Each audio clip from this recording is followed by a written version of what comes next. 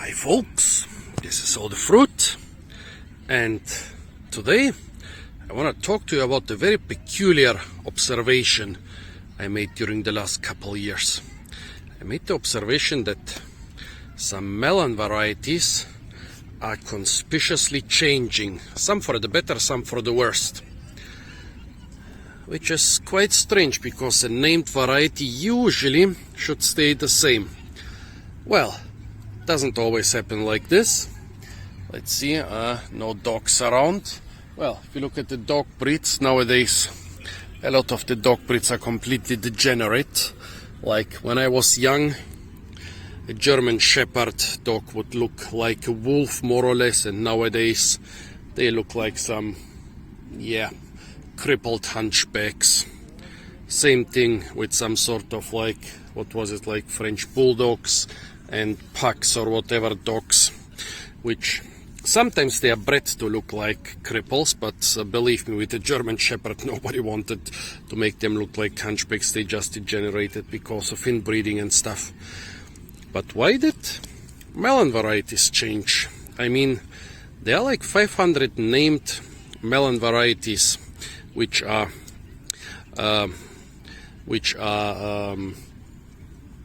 allowed, which are permitted to grow and sell in the European Union, and in order to fulfill those permits they should basically stay the same all the time. Maybe the most popular melon variety in Germany is the Canary melon, which is a melon variety of the inodoros, of the scentless type of melon. That's important, remember that. So it is of the species of musk melon, but in the musk melons it's not in the group of the musk melons, but it's in the group of the non-smelly melons. Why is it called Canary melon? Not because it comes from the Canary Islands, but because of its yellow color, which is like a canary. The funny thing is that it's almost sometimes called the Juan Canary melon or the Spanish Canary melon, and the Canary Islands are also Spanish, so quite confusing. Oh, all the little children are so fascinated by my melons today and yesterday. They were gathering around me. Well, this is one of the melon where I noticed some very conspicuous changes. The other one is the Bulgarian cantaloupe melon. Well, cantaloupe melon is, it's a very complicated thing. As far as I know, American cantaloupe melon is very different from European cantaloupe melon and so on.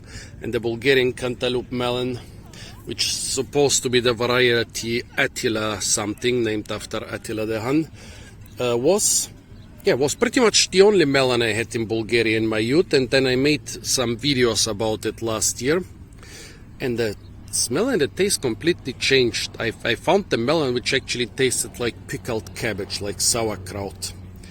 And also, while the melons were pretty much uniform in my youth, now they're in a lot of different shapes and sizes and tastes, and the skin is different. So I think that people just use for decades the old seeds from the melons, and basically because of cross-pollination and stuff, and self-pollination and inbreeding and outbreeding, and generally like evolution, the stuff changed. But I don't have any of those Bulgarian melons here. What I have are those two Canary melons, and at first I bought only this one. Yeah, it's supposed to be the variety Inodoros. For the first time I found the smelly Canary melon 2 years ago, and it was a great discovery. I collected it and collected seeds and gave them away, and people were really intrigued. Except for people from other countries on my YouTube channel, which said, no, all the Canary melons in our country are smelly. Well, I've never found one in Germany. Last year I didn't smell a single smelly Canary melon in Germany, but this year they're becoming quite common. I've seen them several times in the biggest German supermarkets. And remember, the Canary melon is of the inodoros group, of the scentless group of Canary melons. Actually, this week I shared the Canary melon with some Turkish workers I had to supervise on my job, and they told me they never had such a good melon before. Well, basically before the canary melons in Germany, they didn't smell. And so I looked around the supermarkets, and here is one canary melon which is definitely ripe.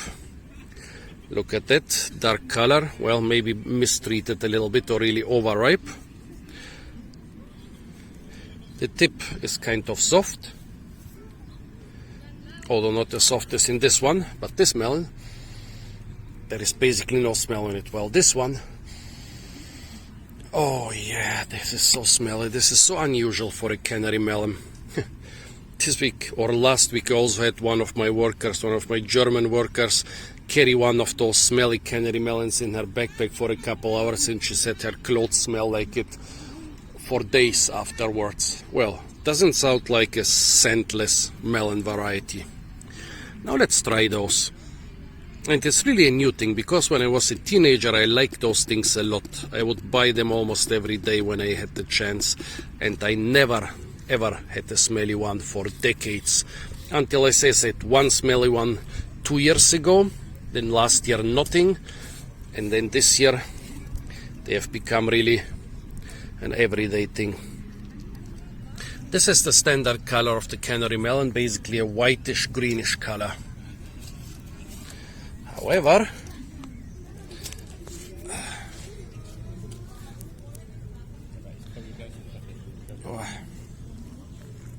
smelly ones usually have a pink tinge. You see this? And that's why I think that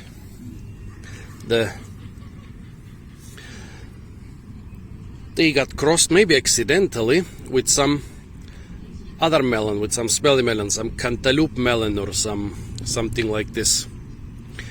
Well, the thing I wonder most about is how nobody seems to have noticed this except for me. They are being sold together, the really smelly ones and the less smelly ones. Some people might even think the smelly ones are the ripe ones and the non-smelly ones are the unripe ones. Well, yes, if the melon is really smelly, it should be ripe and you should buy it.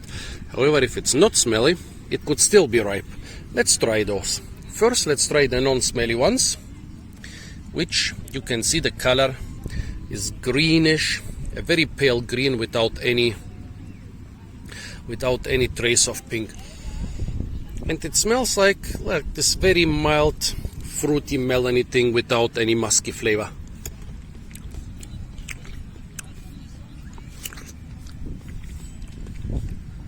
It is ripe, it is sweet, nothing special, a big sweet juicy fruit. Now let's try this one. Considerably more sweet. And with a wonderful flavor, folks.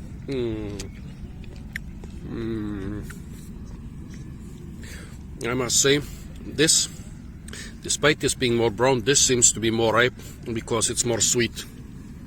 Or maybe the hybridization brought not only more flavor,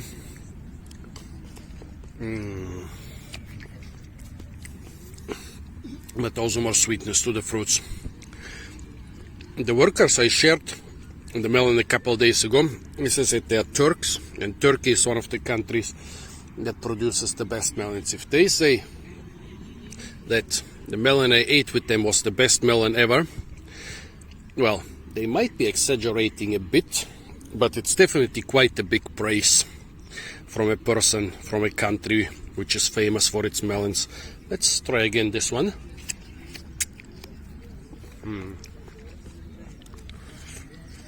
Yeah, in my opinion, this change, unlike the Bulgarian melon which started tasting.